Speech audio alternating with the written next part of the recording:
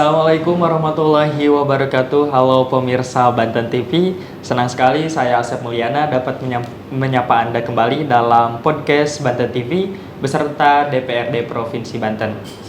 Nah, pada podcast kali ini saya akan mencoba membahas topik yang sangat dekat dengan kehidupan kita sehari-hari, yaitu masalah sampah.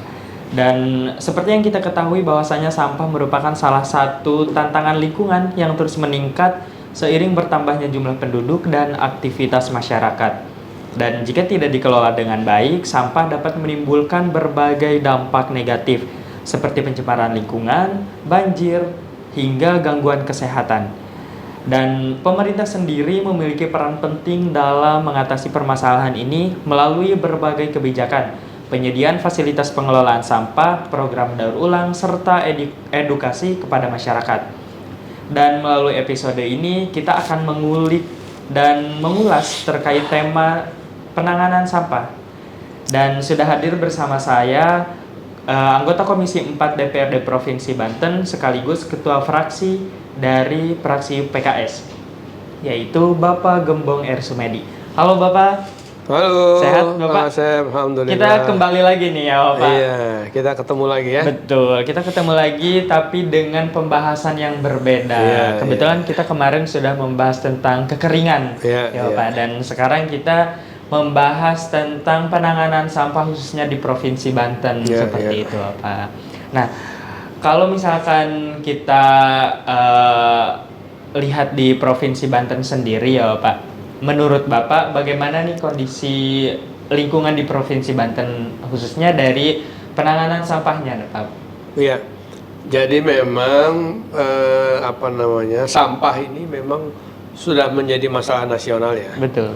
Jadi bukan hanya di wilayah Serang atau Provinsi Banten, tapi juga sudah melanda hampir semua provinsi dan kabupaten kota di seluruh Indonesia. Betul. Sehingga memang ini menjadi masalah yang mau tidak mau pemerintah pusat juga harus membantu menyelesaikan permasalahan sampah ini. Dan kita tahu di Provinsi Banten dari 8 kabupaten kota ya, ini semua punya masalah dengan sampah. Betul. Ya. Apalagi kalau bicara di wilayah yang padat penduduk tuh, di Tangerang Raya gitu ya, kemudian di kota Serang ya, Cilegon, Kabupaten Serang ini juga menjadi daerah-daerah yang perlu perhatian masalah sampah ini. Betul. Nah, dari 8 kabupaten kota yang ada di Provinsi Banten ternyata memang tidak semua daerah itu memiliki tempat pembuangan sampah akhir TPSA ya. Termasuk kalau di wilayah Banten Barat ini, Kabupaten Serang termasuk daerah yang nggak punya TPSA tadi itu. Dulu sebelum pemekaran kota Serang, Cilowong itu kan masih punya kabupaten. Iya. Nah begitu terpisah, kota Serang berdiri sendiri, malah kabupaten induknya, Kabupaten Serang malah nggak punya sekarang. Iya, kan? betul. Ya cukup prihatin juga gitu. Nah makanya salah satu upaya yang dilakukan oleh pemerintah pusat dalam menangani permasalahan sampah ini adalah dengan membangun tempat sampah regional ya, yang mungkin sekarang lebih dikenal dengan istilah PSEL ya. Oh iya betul. Pengolahan sampah menjadi energi listrik jadi PSEL. Nah rencananya di Provinsi Banten ini ada 3 tuh wilayah regional penanganan sampah. Tangerang Raya, kemudian Serang Raya, dan Lebak Pandeglang. Cuma memang sekarang ini yang sudah disiapkan MOU-nya oleh pemerintah pusat ini baru wilayah Tangerang Raya dan Serang Raya. Jadi untuk Tangerang Raya itu rencananya pengolahan sampah menjadi energi listrik itu di wilayah Kabupaten Tangerang. Itu untuk menangani permasalahan sampah di wilayah Tangsel, Kota Tangerang dan Kabupaten Tangerang. Betul. Sementara di Serang Raya itu tempatnya insya Allah akan dibuat PISEL ini di Cilowong, dan dia akan digunakan untuk pemanfaatan sampah yang ada di Kota Serang, Kabupaten Serang dan Cilegon. Sementara untuk Lebak Pandeglang ini belum ada perkembangan lebih lanjut ya. Nah, ini adalah salah satu upaya dari pemerintah pusat untuk membantu menangani penanganan sampah. Nah, uniknya kalau PISEL ini memang kan sampah-sampah yang ada ini dia dibakar ya, dibakar dengan suhu yang sangat tinggi begitu. Nah, suhu yang tinggi ini yang nanti bisa dimanfaatkan untuk membuat steam ya, atau uap yang nanti dia akan menggerakkan turbin dan akan menghasilkan energi listrik. Nah, energi listriknya inilah yang nanti akan dijual ke PLN ya. Jadi nanti PISEL ini menghasilkan listriknya dijual ke PLN, nanti PLN-nya yang beli. Makanya PISEL ini nanti rencananya itu yang akan membangun dari Danantara ya. Danantara yang akan membangun, nanti selisih antara harga produksinya dari PISEL masing-masing dengan harga yang dijual ke PLN, nanti ada marginnya, disitulah keuntungannya Danantara ya. Jadi ya menarik ya, ketika nanti PISEL ini sudah jadi, selain bisa menyelesaikan permasalahan sampah yang ada, ini juga sekaligus menjadi pembangkit listrik ini ya. Betul. Meskipun memang kapasitasnya tidak terlalu besar, tapi ini lumayan ya, listriknya bisa digunakan untuk masyarakat di sekitar yang memang dekat dengan tempat sampah tersebut. Nah, itu salah satu upaya yang dilakukan oleh pemerintah pusat itu ya, untuk menangani permasalahan sampah yang sekarang jadi masalah nasional. Ya, dan ini PISEL ini cukup besar menyerap kebutuhan sampah. Jadi memang PISEL ini didesain untuk membakar sampah-sampah dalam jumlah besar. Ya, sehingga mudah-mudahan sampah-sampah yang tertumpuk selama ini, nah itu bisa diselesaikan dengan adanya PISEL nanti itu. Betul. Nah, Bapak, terkait salah satu solusi yang barusan Bapak sebutkan, kalau misalkan saya pribadi memahaminya, untuk PISEL ini kan dibakar ya Bapak.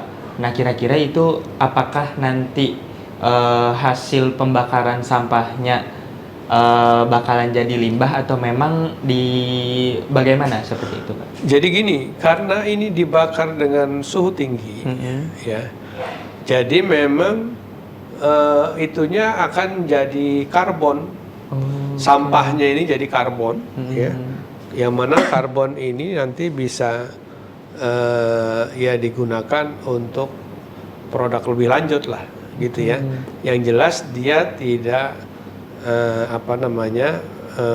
memberikan dampak ikutannya nih. Kan biasanya kalau itu ada limbahnya gitu. Betul. Nah, ini limbahnya itu nanti jadi karbon kering. Ya, keringnya itu karena temperaturnya itu kan cukup tinggi. Cukup tinggi, betul. Berapa ya? Saya agak kurang itu. Sekitar 700 derajat Celcius sampai mungkin sekitar 1000 derajat Celcius ya. Mungkin ya. Jadi artinya bukan sekedar memanaskan cuma gitu ya? 100 derajat, enggak lebih. Jadi material itu jadi abu dia, jadi karbon. Nah, itunya mungkin kan kalau karbon ini bisa dimanfaatkan untuk industri dan sebagainya. Betul. Gitu ya. Nah, solusi tadi kan memang dicanangkan dari pusat ya Bapak, seperti itu.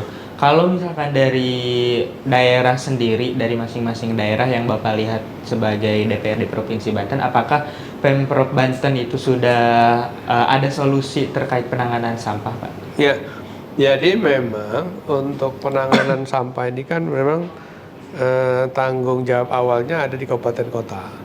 Jadi mereka punya TPSA begitu ya. Di mana memang TPSA ini harus betul-betul dimanfaatkan secara optimal oleh mereka sehingga jangan sampai keberadaan TPSA ini nggak dimanfaatkan optimal, sayang gitu. Nah, bagaimana untuk mengoptimalkannya? Nah, saya melihat selama ini memang sampah itu sebetulnya yang menjadikan masalah bagi masyarakat kan karena baunya ya. Betul. Karena bau. Nah, sekarang Kang Asep, saya tanya, kalau misalkan sumber bau sampah itu dari mana sebenarnya? Dari tempat pembuangan. Jadi memang sampah kita ini kan macam-macam ya sumbernya. Betul. Ada dari rumah tangga, ada dari pasar, dari industri, begitu ya. Nah, oke lah, untuk pasar dan industri memang itu di luar kewenangan kita sebagai warga itu. Betul. Nah, kewenangan kita sebagai warga negara atau warga masyarakat ini bagaimana meminimalisir sampah yang diproduksi dari rumah ini itu jangan sampai tercampur tuh antara yang organik dan yang non organik. Jadi sampah itu yang membuat masalah karena sampah organik atau ya gampangnya sampah dapur lah, ya itu bercampur dengan sampah-sampah kering, misalkan plastik, kardus, kertas, ya itu dicampur dengan sampah-sampah sisa dapur, misalkan ibu-ibu bekas masak, bekas ngeracak sayur segala macam kan, itu kan selama ini dibuang di tempat yang sama. Iya, betul. Nah, sementara dari situ juga kita buang di tempat sampah di depan misalkan, nah, tukang sampah juga ngambil semuanya gitu ya Pak. Betul. Nah, akhirnya apa? Akhirnya sampah-sampah yang itu kan jadi bau tuh. Nah, seandainya saja masyarakat kita ini mau menyadari dan mau sedikit berkorban misalkan, insya Allah sampah itu bisa kita minimalisir dari hulunya, yaitu dari rumah tangga kita. Misalkan nih Kang Asep nih di rumah harusnya punya 2 tempat sampah, 1 sampah basah, 1 sampah kering.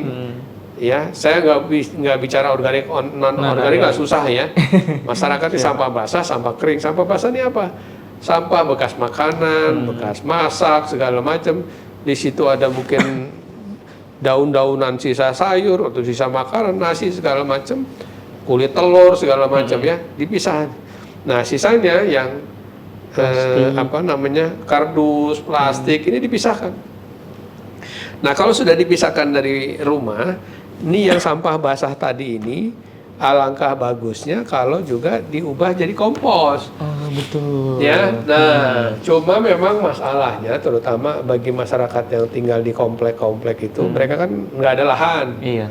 Nah, ini harusnya RT atau RW di komplek tersebut sudah memikirkan bagaimana penanganan sampah basah tadi itu.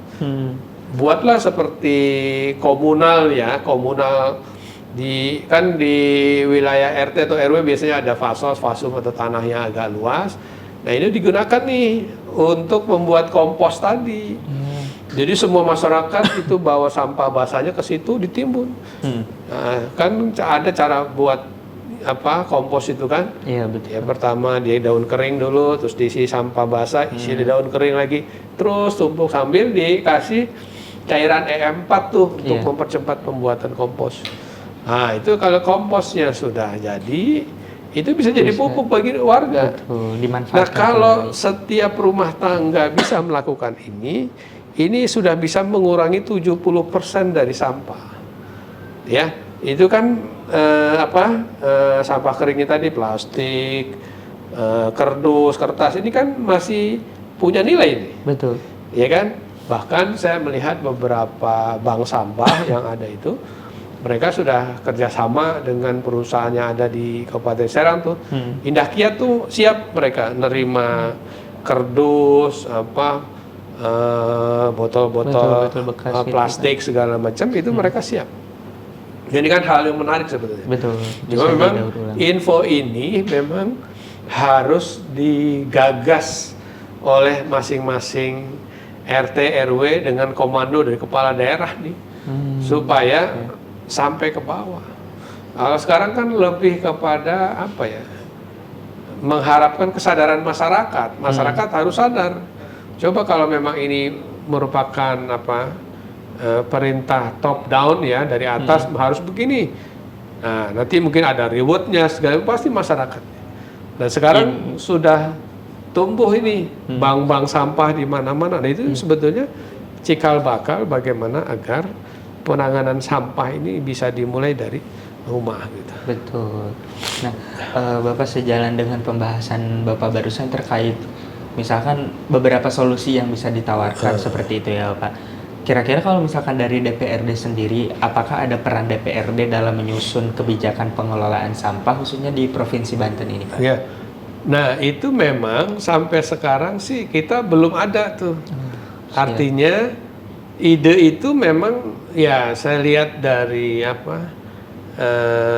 YouTube, dari ada beberapa komunitas masyarakat RT yang sudah menjalankan program seperti ini, dan itu luar biasa begitu ya tanggapannya itu. Makanya ini juga menjadi satu gagasan bagaimana agar apakah nanti Provinsi Banten ini akan mempelopori untuk membuat regulasi dalam bentuk perda dan sebagainya. Nanti kita akan komunikasikan ya dengan Dinas Lingkungan Hidup kita. Ini bagaimana nih caranya, apakah kita perlu buat perda kah atau instruksi gubernur dan sebagainya gitu. Yang penting kan bagaimana agar permasalahan sampah ini bisa segera kita selesaikan. Betul. Nah, Bapak sejalan dengan itu, kalau misalkan dari segi pengawasan ya Bapak, dari DPRD sendiri, bagaimana pengawasan dari DPRD terhadap kinerja pemerintah khususnya dalam penanganan pengelolaan sampah ini Pak? Nah, di Dinas Lingkungan Hidup dan Kehutanan Provinsi Banten ini selama ini kita dengan DPRD ya, itu sudah membangun kesepahaman bahwa salah satu upaya untuk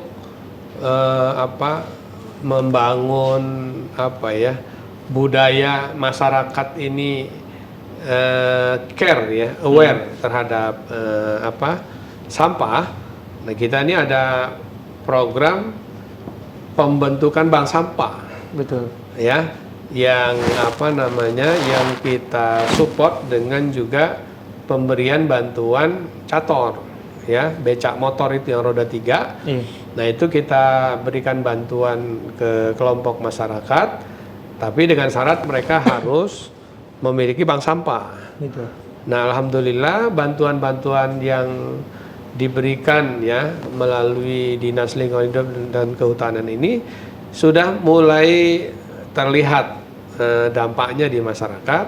Ya, banyak sekarang bank-bank sampah yang tumbuh di perumahan-perumahan ataupun di perkampungan yang akhirnya membentuk budaya di masyarakat itu memilah sampah sejak dari rumah.